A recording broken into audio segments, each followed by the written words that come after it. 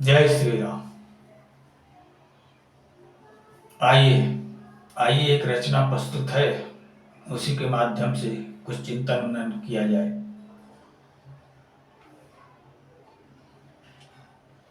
तो ये रचना क्या कुछ बयां कर रही है, सर्वप्रथम आइए इस रचना को सुनते हैं। प्रभु को पाना मान असंभव, प्रभु को पाना मान असंभव, हार गया इंसान। जबकि पाना सरल सहज था, भटक जिया अज्ञान। मन मल धोना निर्मल बनके, लिया गुरु से ज्ञान। भला कैसे प्रभु मिलते, भला कैसे प्रभु मिलते, हृदय के गुलबन खिलते, भला कैसे प्रभु मिलते। प्रभु को पाना मान असंभव, हार गया इंसान। जबकि पाना सरल सहज था, भटक जिया अज्ञान। मनमल धोना निर्मल बनके, लिया गुरु से ज्ञान। भला कैसे प्रभु मिलते, भला कैसे प्रभु मिलते, हृदय के गुलबन खिलते, भला कैसे प्रभु मिलते। नर्तन साधन धाम गमाया, कोटि जन्म श्रम खोया। नर्तन साधन धाम गमाया, कोटि जन्म श्रम खोया। श्वासा गवा दिया, माया में अंत विवश हो रोया।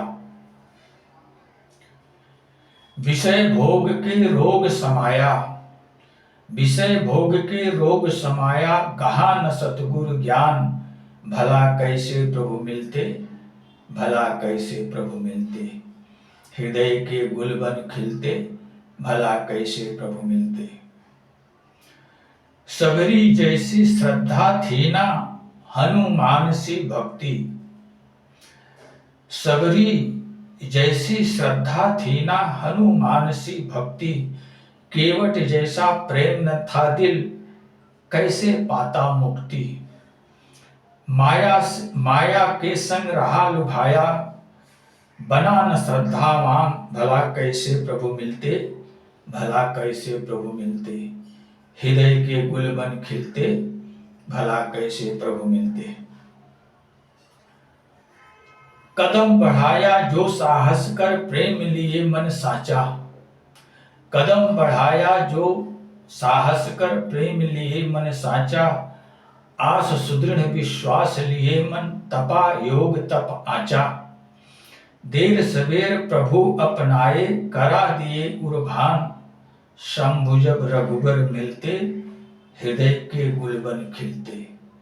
शंभु जब रघुबर मिलते, हृदय के गुलबन खिलते। प्रभु को पाना मान असंभव, हार गया इंसान। जबकि पाना सरल सहज था, भटक जिया अज्ञान। मनमल धोना निर्मल बनके, लिया गुरु से ज्ञान। भला कैसे प्रभु मिलते, भला कैसे प्रभु मिलते, हृदय के गुलबन खिलते, भला कैसे प्रभु मिलते। तो ये रचना बहुत कुछ कह रही है। देखिए, लोगों में एक भ्रम अस्थायी रूप से बैठ गया है। एक धब्बे की तरह लोगों के हृदय में एक भ्रम अस्थायी रूप से निवास कर रहा है, और वो भ्रम जबकि मिथ्या है, जबकि मिथ्या है। जड़ चेतन ही ग्रंथि परि गई, जदपि मृखा छूटे कठिनई। ये ग्रंथि जो पड़ गई है, ये जो एक धब्बा पड़ गया है जड़ और चेतन के बीच में, ये जबकि मृथा है, व्यर्थ है, इसका कोई अस्तित्व नहीं है, लेकिन ये छूटने में बड़ी कठिनाई होती है। एक गांठ इतनी आसानी से नहीं छोड़ती है, जबकि ये झूठी गांठ है, यद्यपि मृखा छूटई कठिनी। एक भ्रम है, लोगों में एक ये भ्रम बैठ गया है कि वो भगवान नाम की चीज जो है, वो परमात्मा नाम की जो चीज है, वो इस आकाश मंडल के किसी एक अनंत आकाश के किसी एक किनारे में वो भगवान का लोक है और वहां भगवान निवास करते हैं। और यहां से उनको पुकारो, आवाज लगाओ तो पता नहीं सुनते हैं कि नहीं सुनते हैं। अभी तक तो बहुत सारी चीजों के लिए मैंने उनको पुकारा, लेकिन वो हमारे किसी दुख दर्द को दूर करने के लिए आए नहीं। यही भ्रांति है ना, यही भ्रांति लोगों के मन में बैठ गई है ना कि भगवान कहीं दूर दराज, उसको संसार क्या कहता है, ऊपर वाला, ऊपर वाला। अरे ऊपर वाला कौन है, नीचे वाला कौन है, दाएं वाला कौन है, बाएं वाला कौन है? उसको दुनिया कहती ऊपर वाला। ये उसे संशय भ्रम है कि भगवान नाम की चीज कोई ये आकाश के उस छोर पे जो है उसका एक धाम है और उस धाम में वो भगवान नाम की चीज रहता है। जबकि ये पूर्ण रूपेण मिथ्या धारणा है लोगों की। पूर्ण रूपेण मिथ्या धारणा में लोग जो है भ्रम संशय के बंधन में बंधे हुए हैं। भगवान वो परम ब्रह्म परमात्मा वो कण कण में व्याप्त है, धरती के कण कण में व्याप्त है, धरती के एक एक प्राणियों में व्याप्त है। वो किसी से पृथक है ही नहीं। वो आपके शरीर से कैसे जुड़ा हुआ है उसे समझो, समझो, तार्किक रूप से समझो, जानो और उससे प्रेम करो। उसे असंभव समझ करके उससे दूर मत हटो, उससे निराश होने की आवश्यकता नहीं है, आज उससे जुड़ने की आवश्यकता है। और इसी संशय भ्रम की वजह से आप प्रभु से दूर होकर के जी रहे हो। जिस दिन ये भ्रम, ये संशय आपके मनमति से मिट जाएगा, उस दिन आपको प्रभु अपने पास ही मिलेंगे, अपने अंग संग रमे हुए ही मिलेंगे। और उस दिन आप प्रभु से प्रेम भी करना प्रारंभ कर दोगे और प्रभु को देर सवेर पा भी लोगे। प्रभु को न पाने की कमी अगर कुछ है तो वो आप में है, प्रभु में नहीं है। प्रभु तो प्रतिपल इंतजार कर रहे हैं कि कब तुम योग्य बनो और कब मैं तुम्हारे हृदय में अपनी कृपा भर के तुमको कृतकृत्य बना दूं। प्रभु तो इंतजार कर रहे हैं, लेकिन तुम ही हो कि जो प्रभु से मिलना ही नहीं चाह रहे हो, नाना तरह की भ्रांतियों में जो है भटक रहे हो। ये नाना तरह की भ्रांतियों में भटकना छोड़ दो और सीधे प्रभु से जुड़ने का प्रयास करो। प्रभु दूर नहीं है, आपके सबसे नजदीक अगर कोई है तो वो प्रभु ही है। प्रभु से नजदीक आपके और कोई दूसरा है नहीं। प्रभु आपके सबसे नजदीक कैसे हैं? वो परा प्रकृति, प्रभु की परा प्रकृति है और अपरा प्रकृति उनकी सहयोगी प्रकृति है। जबकि परा और अपरा दोनों ही प्रभु की ही प्रकृति है, लेकिन अपरा प्रकृति भिन्न प्रकृति है। परा प्रकृति और अपरा प्रकृति को ही पुरुष और प्रकृति कहते हैं। तो पुरुष जो है, पुरुष अपने आप में पूर्ण है, उसमें किसी तरह की कोई मिलावट नहीं है। वो अक्षरशः सत्य स्वरूप है, उसमें किसी दूसरे जो है तत्वों का कोई मिश्रण नहीं है। वो स्वयं में स्वयं परिपूर्ण है।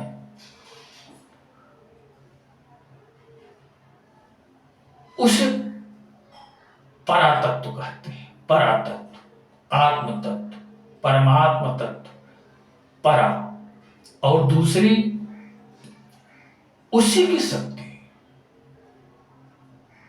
उसी की शक्ति अपरा है। अपरा क्या है? अपरा 8 तत्वों से जुड़ करके बनने वाली चीज का नाम है, और अपरा 8 तत्व से जुड़कर मिली हुई है।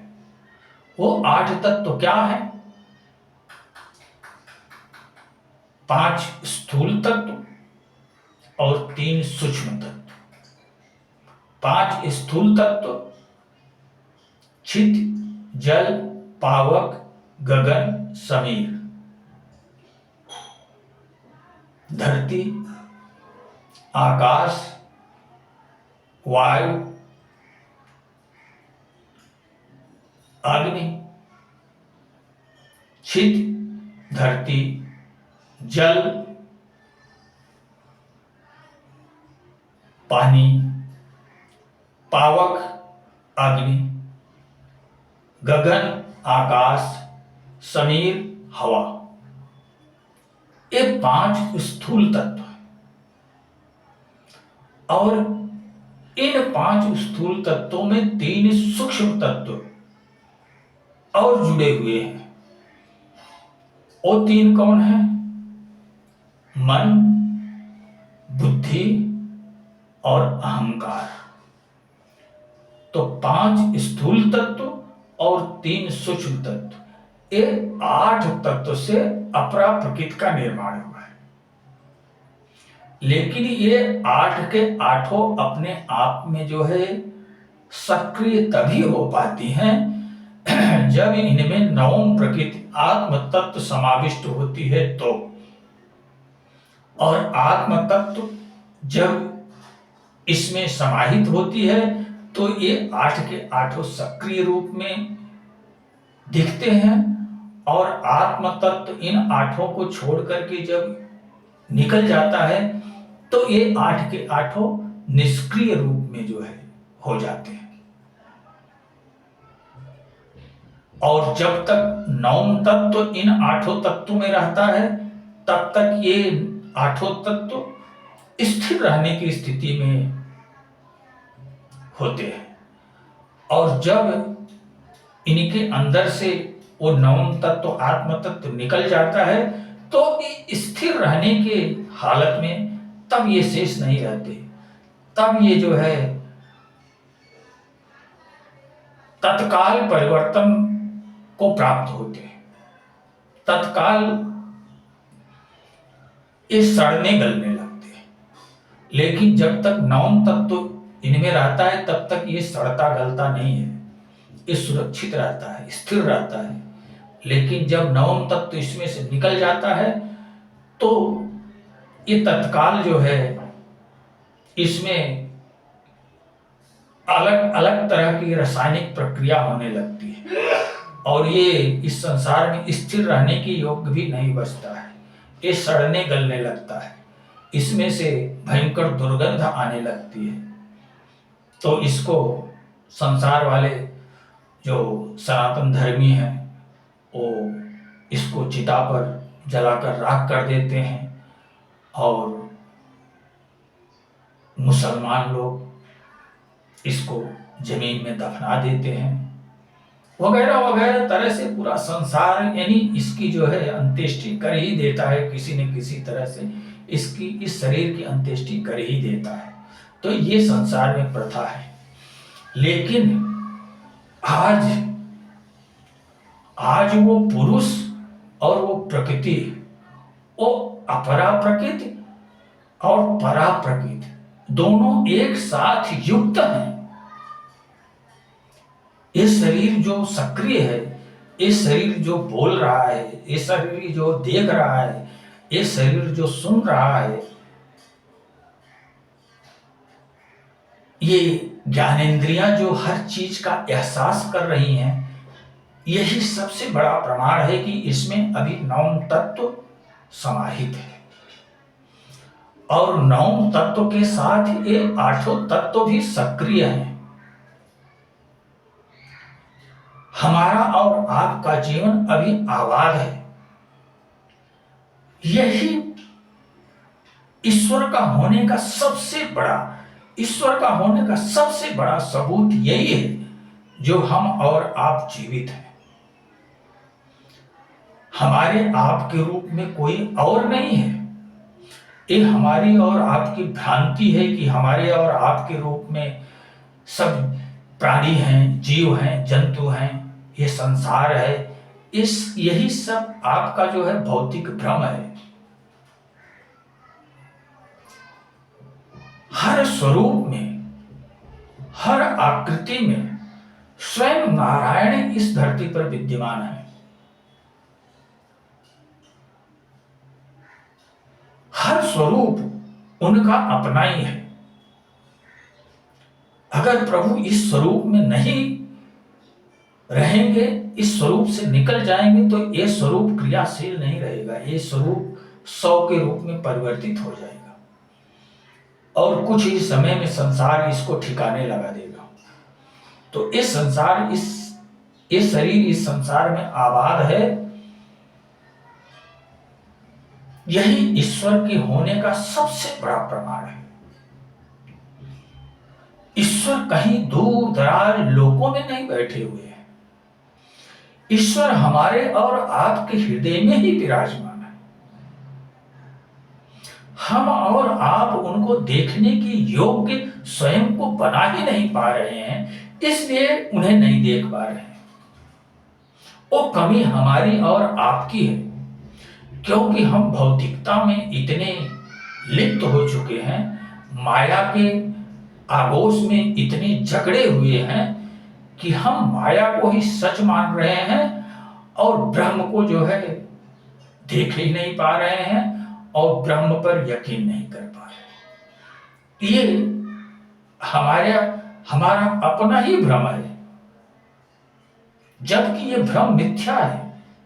वास्तविकता तो ये है कि वो प्रभु सदैव जन्म लेने से लेकर के मृत्यु पर्यंत वो सदैव हमारे और आपके साथ में ही है। कहीं दूर लोकों में, वैकुंठ में, परम धाम में कहीं नहीं बैठा हुआ है। प्रभु हमारे आपके ही साथ में, हमारे आपके ही हृदय में बैठा हुआ है और इस चीज को लोग मानने के लिए तैयार नहीं है।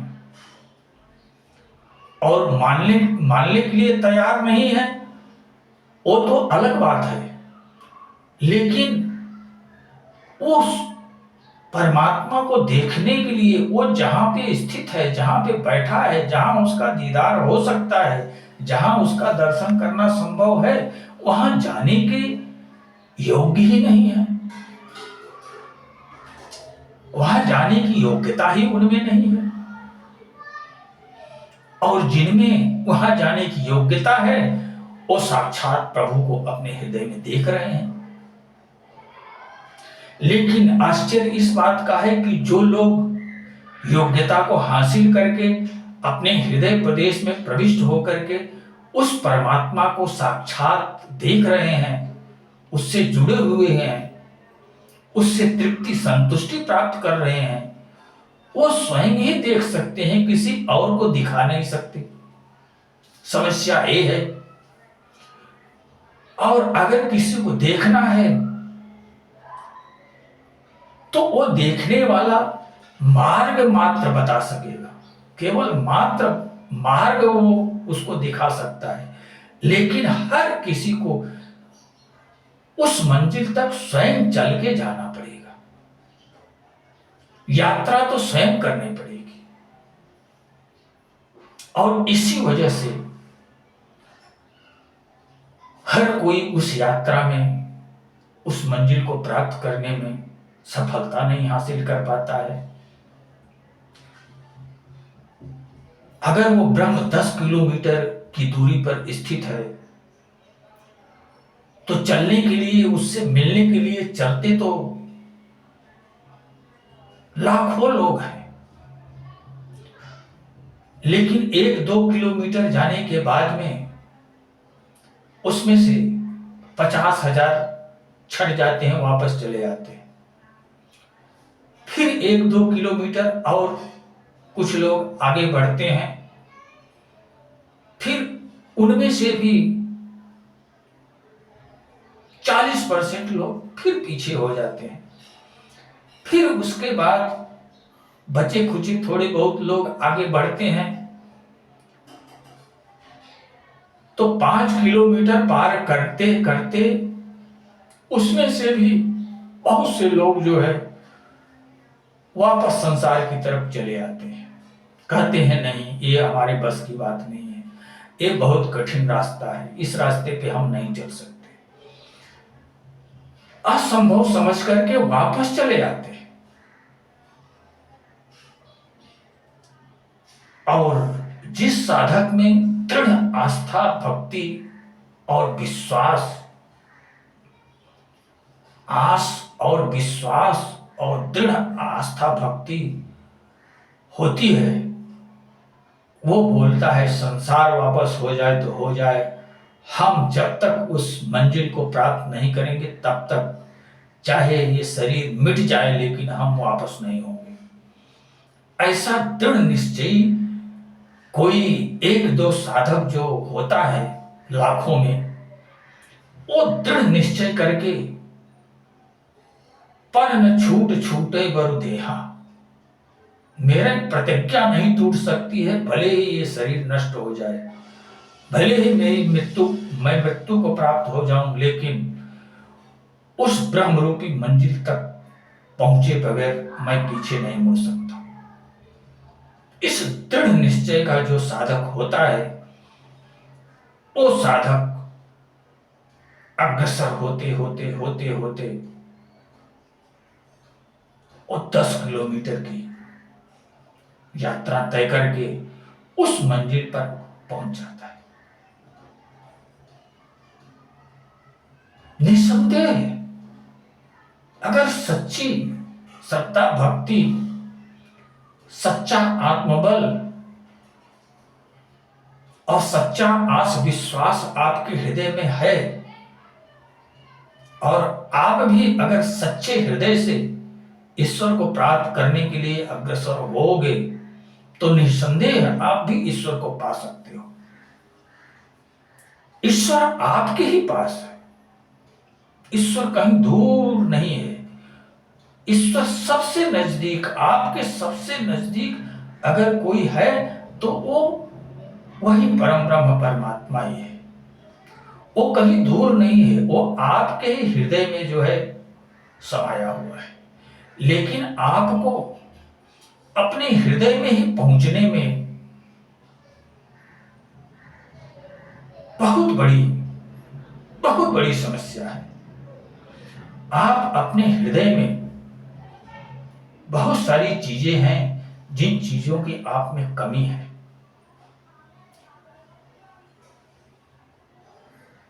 आस और विश्वास, आस और विश्वास, अटूट आस और विश्वास की आवश्यकता पड़ती है इस मार्ग में। और दृढ़ निश्चय के साथ साथ हृदय में अगाध अनुराग की आवश्यकता होती है। अगाध प्रेम हो, प्रभु को पाने का, देखने का अगाध हृदय में अगर प्रेम है और सच्ची श्रद्धा, भक्ति, आस विश्वास अगर आपके अंदर है, तो आप ईश्वर को अवश्य पालोगे। सहज है, ईश्वर को पाना आपके लिए सहज है। यदि आपके अंदर ये सब मनोवृत्तियां प्रबल रूप से विद्यमान हैं, तो ईश्वर को पाना कोई बड़ी बात नहीं है। आपके लिए ईश्वर को पाना सहज है। आप कब कदम बढ़ाओगे और कब उस मंजिल पर पहुंच जाओगे, आपको ऐसा लगेगा कि मैं सहज में ही प्रभु को पा लिया। केवल दृढ़ इच्छा शक्ति की आवश्यकता है। दृढ़ इच्छा शक्ति जिस दिन आपके हृदय में प्रकट हो जाएगी, उस दिन प्रभु आपसे दूर नहीं रहे। उस दिन आप अपने हृदय में प्रविष्ट होकर के उस जीते जागते भगवान को देख करके अपने जीवन को धन्य बना लोगे। तो इसी के साथ अब मैं अपनी वाणी को विराम देना चाहूंगा। आप लोग स्वयं प्रबुद्ध हो। अगर ऐसा भाव आपके अंदर जागृत होता है तो प्रभु सहज रूप से आपको प्राप्त हो सकते हैं। जय श्री